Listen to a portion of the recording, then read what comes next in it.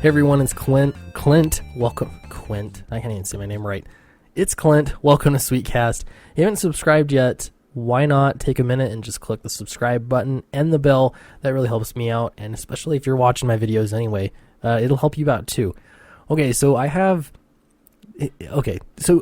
often when I go to look for videos, I'll look up and see what's going on in the news. I'll look on Twitter.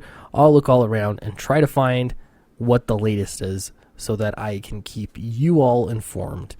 Okay, so something I decided to do is something I used to do a while ago, and that was when I was looking for new comics to buy. I was interested, I want a new series to get into. I want something indie. I don't want the superhero stories. I'm tired of superhero stories. I'll often do that, or I used to anyway. So I would go to Google and just Google best comics 2018, best indie comics 2019, stuff like that. So I did that, and this is what it pulls up. 24 criminally underrated indie comics you should be reading. And it goes through a list of comics that Vertigo and Image Comics, and there might be an IDW one in here somewhere. For the most part, this is how normies see indie comics. They're all done by these massive publishers. And I'll tell you that the guy, apparently Stefan Roget, he wrote this article, and that's cool. If these are your criminally underrated list, that's great. Even though you're not getting to really most of the actual indie market, you're just hitting these mainstream publications. It's totally fair game to make a list of whatever you see, because we all know none of these lists are verifiable facts. It's all just someone's opinion. That's common knowledge, but I feel like it still needs to be stated. Okay, so another thing I looked up was there was an article about, in 2019, the top 10 most anticipated comics for 2019. Looked at that list, and most of them, or most I didn't pull it up here, most anticipated indie comics, excuse me. And so on that list, again, you'll have a big list of Image Comics, Vertigo, and occasionally some other publisher. Generally, that's what you're going to get. So what's the problem here?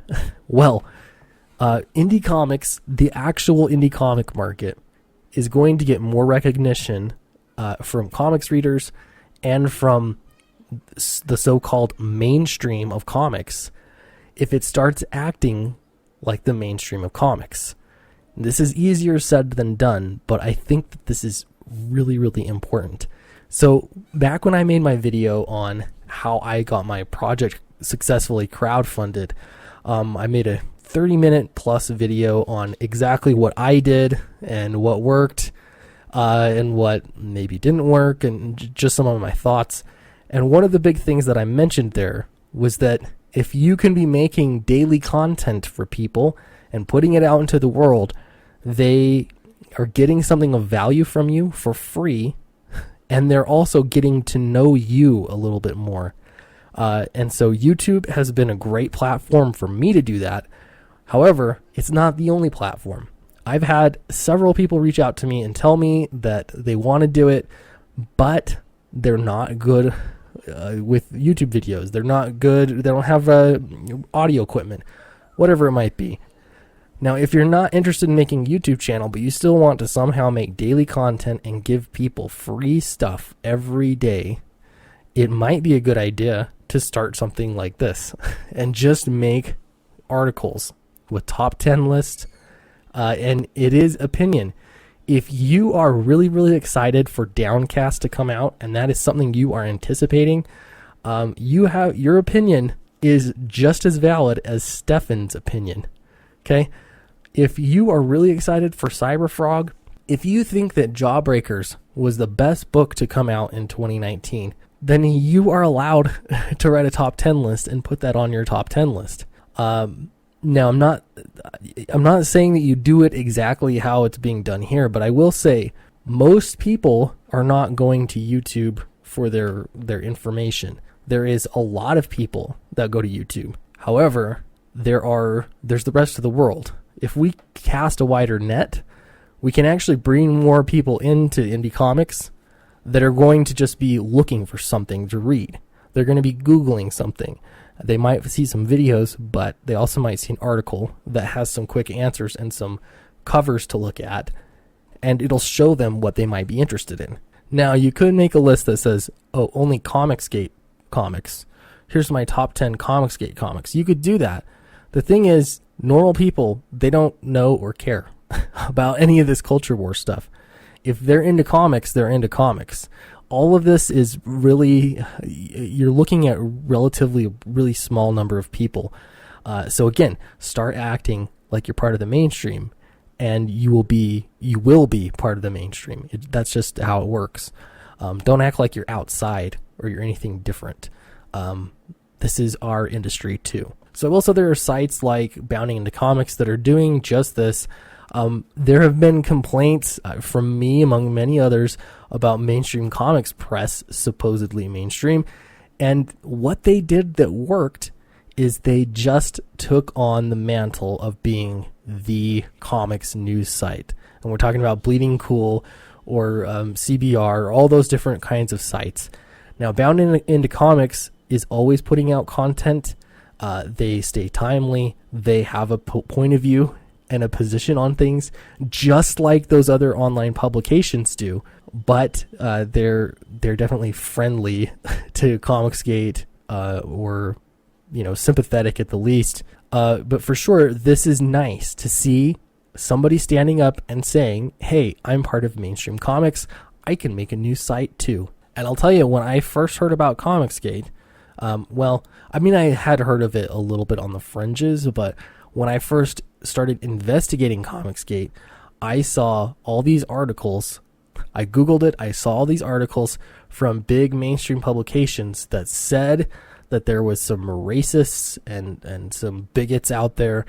And then I found Bounding Into Comics, and they had a different perspective. They had an alternate perspective.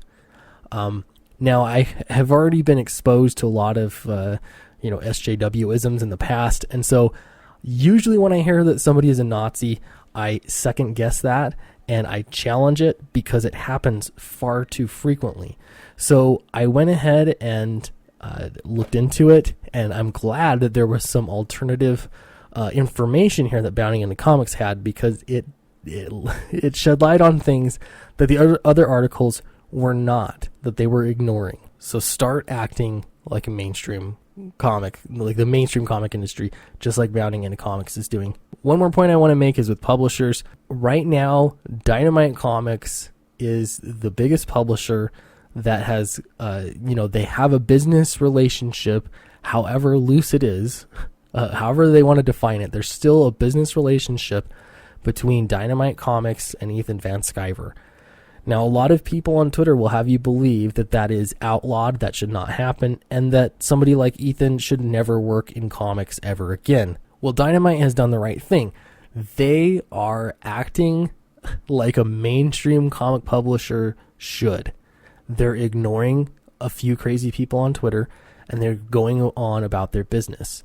If more people did this, if they didn't listen to the small number of crazy people that are demanding to run things, and they just carried on and did business, then those people would have so little power. And I've talked about this a lot. It's rules for radicals. The threat of the thing is often worse than the thing. They're threatening some kind of boycott or whatever it is that they want to threaten. If you just move forward and continue on with growing your business, then they can't really do anything else about it. We're talking about a really small number of people. So I think all of this stuff is important. I feel like it maybe it was a little loose, but this is important stuff. I really feel like this is the future, and the more that we can all dig in and start demanding to be indie comics and putting ourselves out there as legitimate indie comics that stand up there with anybody. Man, I mean, I've been looking on Indiegogo lately, and here's my campaign, Downcast. Feel free to support it. We're getting really close to 30 grand. That would be awesome. But if I go to Explore and Comics, it's not news to anybody that all of the comics that are crushing, look the top 6 in trending right now, are all associated, and many others too. If you scroll all the way down, they're all either have been associated with Comicsgate, full-on Comicsgate. They've been using YouTube. They've been doing something in indie comics, and you can even just see, like, just based off these covers, the quality of the comic books that are coming out right now is amazing. And I even look at those top 10 lists, and if you're just looking at art alone, you're not seeing this kind of quality. This really is insane, and it's the competition that's starting to kick in because there's more creators getting into it. But this deserves a top 10 list. This deserves to be written about in mainstream publications. Now, if existing mainstream publications aren't doing that, maybe you could start a mainstream publication. So thanks for listening, and don't forget to subscribe. Check out my book, Downcast. The link's in the description below, and I'll see you next time.